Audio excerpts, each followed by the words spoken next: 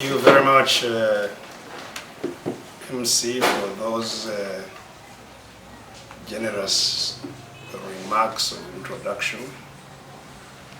Our author Moses and all of you friends, a very good afternoon to you all. Or they say the evening has already started, I don't know. Since maybe I was not allowed to introduce myself when others did, I can as well do so for the benefit of those that may not know me. Kizza Besigye, and I come from the same village as this, I've been calling him a young man, but now that I understand he's clocking 40.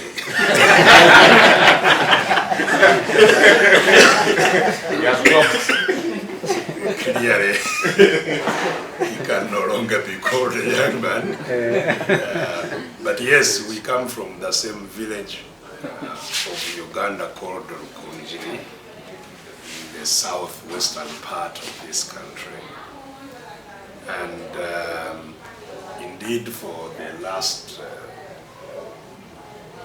possibly more than 2 decades, we have interacted very closely in the political engagements that we have been having in this country. So I am a political activist, basically. I believe I can no longer introduce myself by what I was. I used to be a medical worker. I was trained to be a medical worker. But I haven't done so in many decades now, so I think it's a forgotten part of my life. And being a political activist, part of our lives, of course, we are inmates. In fact, I got this book from Rosira prison where I was, where Moses brought it to me. And I had hoped to read it while having the abundance of time in jail. But the following day, he brought it to me in the evening, and of course, in Rosira, 4 p.m. is lockdown. Everybody is locked up. And lights go off, and so I didn't read much of it. I did not expect to be released the following day when I was due to appear in court. But when I came for the court appearance, I was surprised by eventually gaining bail and coming out of prison on that day. And since coming out, I've been all over the place. So I must apologize, I haven't completed reading it. I've read a part of it. I had hoped that I would travel with it. I have been abroad, and I normally read books on the way traveling. Unfortunately, I forgot it. It was one of the books I intended to travel with. Unfortunately, I forgot it. And when I returned on Sunday, we continued to Soroti, so I haven't had time to complete it.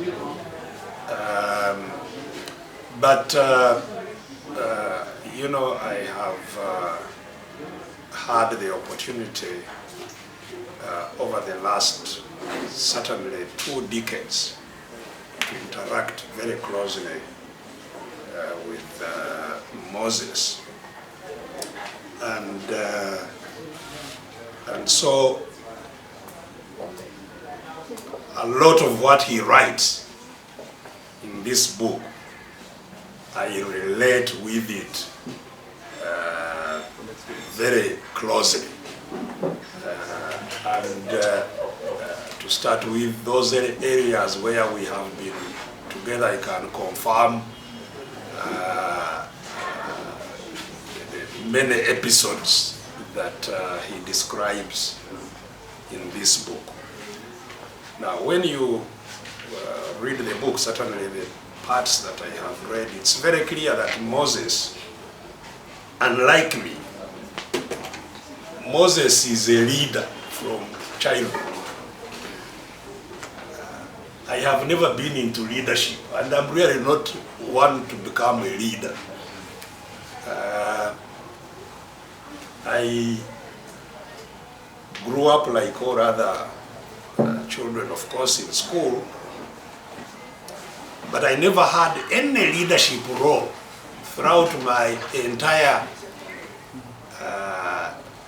journey of schooling.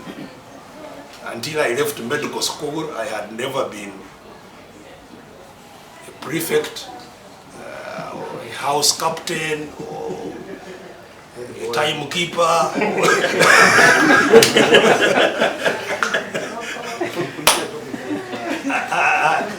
In fact, very few would even know, even of my classmates, that I was their classmate. First of all, I was always among the tiniest in my class, whatever class I was in, and hardly noticeable.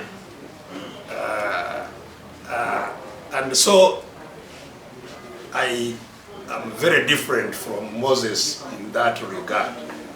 Moses has been a leader wherever he has appeared amongst others from his infancy.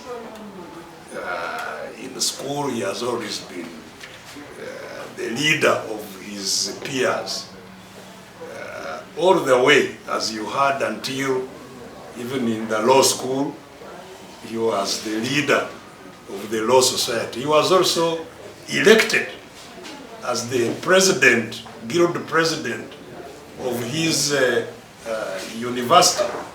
Only that after being elected, because he was partisan, and in a university that,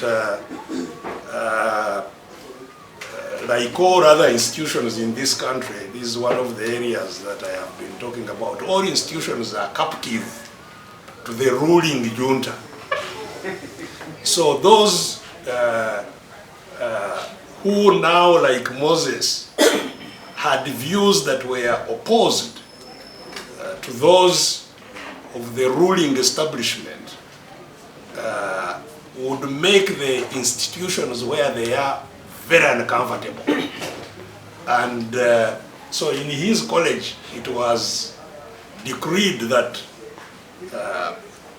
anybody who is identified to be partisan will not hold an office. And so even after his being elected, he never assumed his office, I think, of being the guild president for that reason. But he has been a leader, as I have said, in his entire life.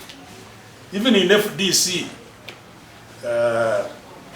young as he was a youth leader of the party. But shortly thereafter, he offered himself to be the leader of the party.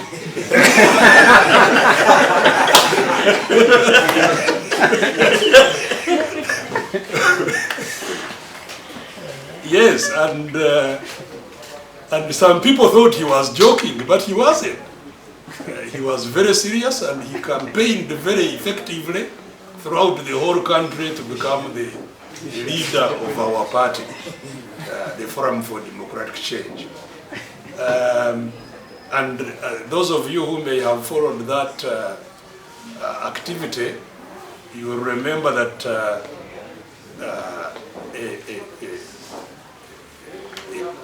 a debate, a presidential candidates debate, was held by those who were aspiring to become the presidents. And from all feedbacks, Moses actually performed the best, although that did not translate into votes. He eventually, and so I think on this occasion, he's still waiting to become the party leader. But Moses has been a leader, you know, all his life. And indeed, even in producing this book so quickly, when some of us who are twice his age have not put anything down, it shows you how he's even now leading the way ahead of us. Now, lately I have had him projecting the role of youth in the leadership and transformation of our country. And I think it's indeed a very critical area, because we are, you know, for all intents and purposes, a country of children, not even young people. We are a country of children, because the population, and this has improved significantly over the last couple of years. I don't know whether in reality or manipulated, because I am one of those who doubt the vital statistics that are published in our country by the government institutions. I believe that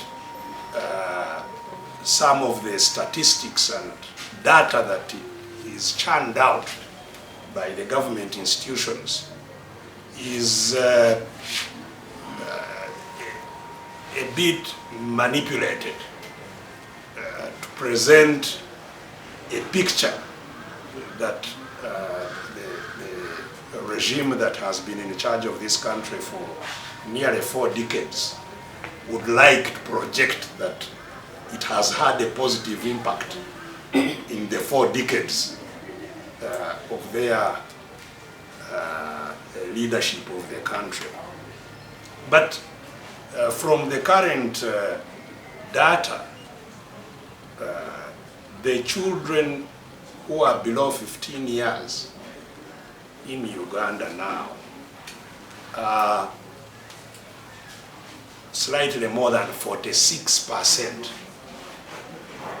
A little while back, they were slightly more than 50%. So children more than under 15 were more than half of the country, of the population. Now, the figure of 2020 is that they are 46.2, I think, something percent. Now, that means that the children, because the majority age here is 18 years, so those who are of minority age, who are children, I think anywhere about 60% of the population. So we are a country of children, and certainly young people. And that's partly why, as some of you may have been following, when I was idle during the COVID lockdown, I was trying to give updates to the country about COVID. And I was telling people that part of the reason Africa seemed to have gotten off lightly, comparatively lightly, in terms of the morbidity and mortality, the serious illness and death caused by COVID, was because we had a very small population of the more vulnerable people, who are the aged people. The oldest country, I think, a country with the highest age are the Japanese. Japanese, who are above 65 years, are about more than 28%. More than 28% of Japanese are above 65 years. the percentage of Japanese below 15 years is 12.4%. 12.4% of Japanese are below 15. Ours are 46 plus, which I even consider that it is adjusted. You know, everything that frankly happens in this country must have a significant reference to young people, because we are a country of children and young people. And Moses has been, I think, taking a keen interest in projecting the views and influence young people should have on governance and transformation of the country. And I think it's this writing, these views, you know, this book, I think is part of the furtherance of that agenda of getting young people to be engaged and to play a role in shaping the future of the country, which is what he has engaged himself with most of his now 40 years.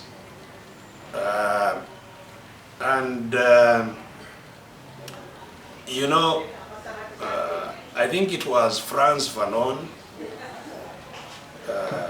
who said that every generation must identify its mission and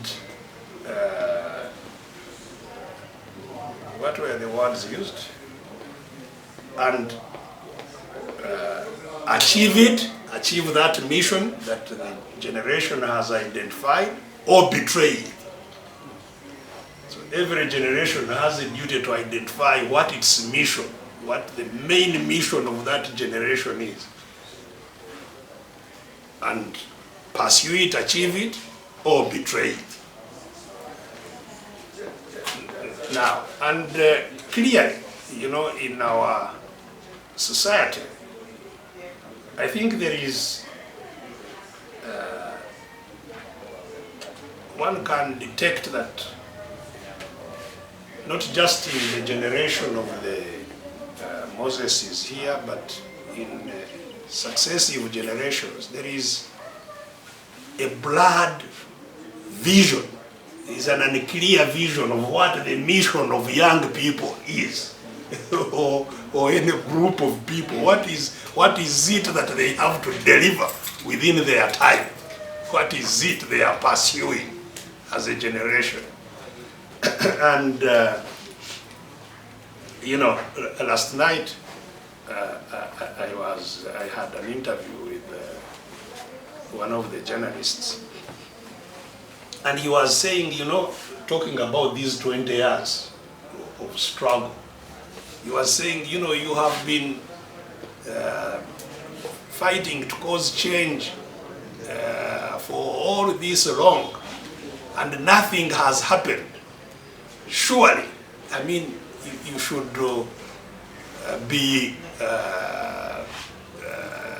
you should be humble enough to say, I have failed.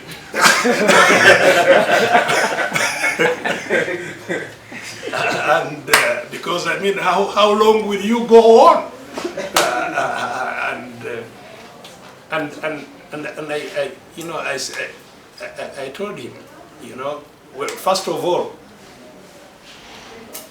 in life, really, we fail when we cease to try. That's when you fail. As long as you are still able to try, you haven't failed. It may take some time, but as long as you are trying, you can succeed. Now, I think the most important mission not just of our generation, but of the generations before us, several generations before us, and I believe several generations down the road, has been about freedom. The mission has been about freedom. Because we have been born into captivity, you know?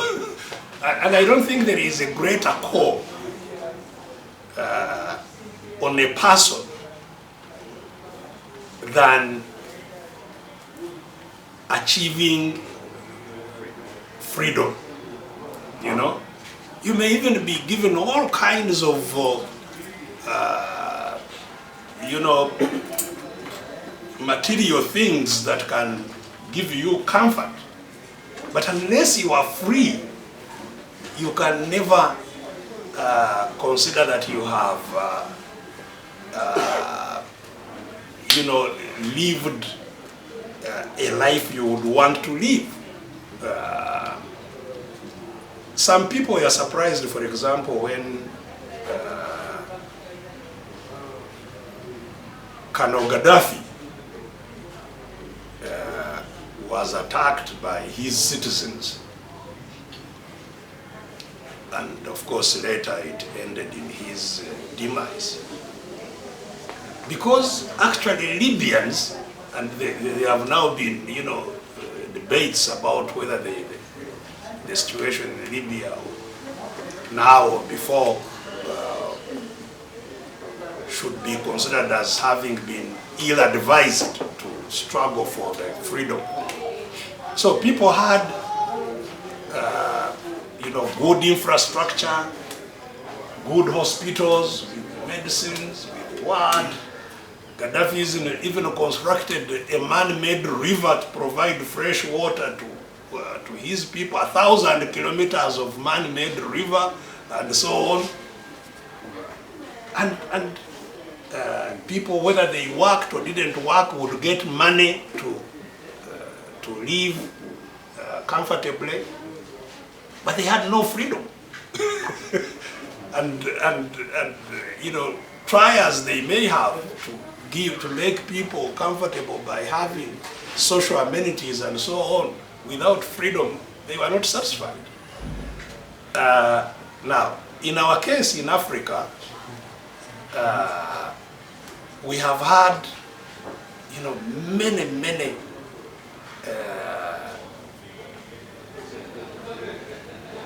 years of terrible domination of people by others. Even before colonialism, there was a struggle here for freedom. Some of the nations in Uganda, because as you know, Uganda is a multinational society, like most of the African countries. We are multinational. We have different nations in Uganda. So Buganda was a nation, Bunyoro was a nation, and so on. Now, these nations, Buganda has been, for example, very eager to maintain its kingdom, the kingdom that was there before the intervention of the British. Other societies in Uganda have not been anxious to reintroduce, to recreate the nations that were there then. And the difference, if you try to analyze why in Buganda people identify with the kingdom, you know, want to maintain it, it is because within the kingdom of Buganda, the citizens of Buganda had acquired a level of freedom and governance that they cherished. It was through struggle, very bitter struggle. There is a Kabaka who was beheaded, their king, you know. So they fought and fought and created institutions in which they had influence. So in Buganda is inclusive, people, it's participatory. That's why even part of the, creative ways they built is that the Kabaka, Buganda is a patrilineal society, but the Kabaka adopts the clan of the mother, not of the father. Why? So that every clan has an opportunity to produce a Kabaka. Now those are matters of inclusion. In Buganda, they had already separated the Buganda treasury from the Kabaka, the king's pass. So Buganda would collect taxes from everybody for the benefit of everybody. And they would also appropriate some money to look after the Kabaka. In other kingdoms, which have failed now to attract eagerness to recreate them, all property belonged to the king. And the clan of the king was the only clan. The others had no access to it. And so on and so forth. So inclusivity, so freedom was taken away more dramatically at the time of colonial rule. Because then we lost our citizenship. Whether you are a citizen of Buganda, or a citizen of Bunyoro, or a citizen of Japadola, or a citizen of, you lost your citizenship. And you became a subject of the Queen of England. The Queen became sovereign in Uganda. So all property belonged to the Queen. That's why all our land became crown land. It became the land of the British Crown, of the Queen. And it was the Queen who now gave land to Ugandans as gifts. You know that Mayuro land. And we lost power of decision making within our country. We lost power of determining what was right or wrong, adjudication. It all resided in the crown. Now, since that time, our people are fighting to regain their citizenship. And I think it's the most critical struggle that any generation that exists before we fully regain our citizenship. I believe that any generation should identify that as the prime mission to be achieved until we are free. When we are free, then of course we can pursue all other kinds of pursuits,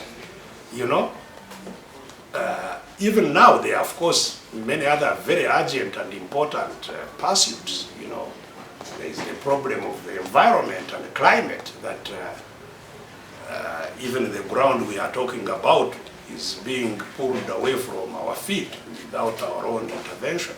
So there are many urgent pursuits, but they all start by having the power to decide. If you have no freedom, you have no power to decide. The one who controls you is the one who decides on your behalf. And this is the role that I think Moses has rightly in the last 21 years chosen to pursue, to the great deprivation of other pursuits, as he has said. some of his colleagues may have pursued and achieved maybe some personal wealth, some personal... There is one of his close colleagues, I think you read about him, I'm sure, in the book, who is in jail, has been in jail in Congo. Now he was sentenced to 8 years in prison in Congo. But even before that unfortunate situation that got him there, he had, in his case, he had publicly said that he will not seek to marry until he has first put to rest the mission of freedom. Moses, and I think rightly, pursued the line of saying you can have concurrent activity.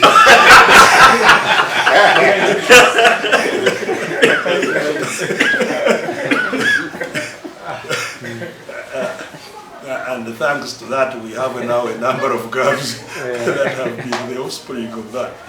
So, I'm really, and you know, it's a very risky business. So he has spent time in jail. He has lost many opportunities and so on and so forth. But I think it's a worthwhile journey. Certainly, you know, for me,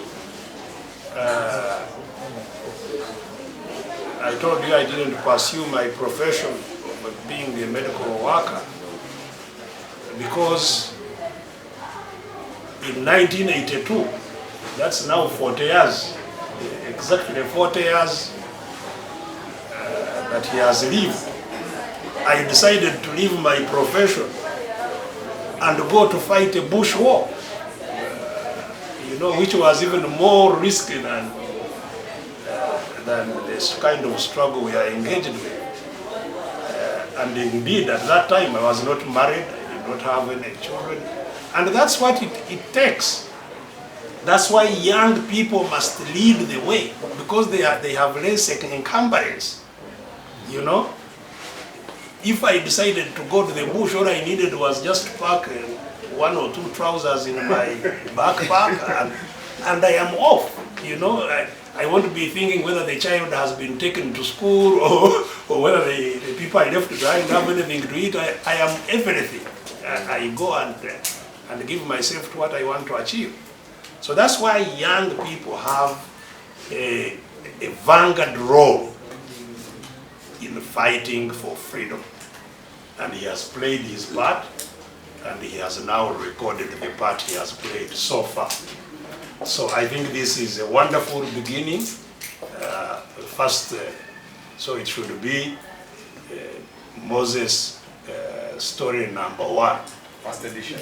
Yes. Maybe at 50, we will have number 2. At 60, number 3, and so on. So congratulations, and God bless you.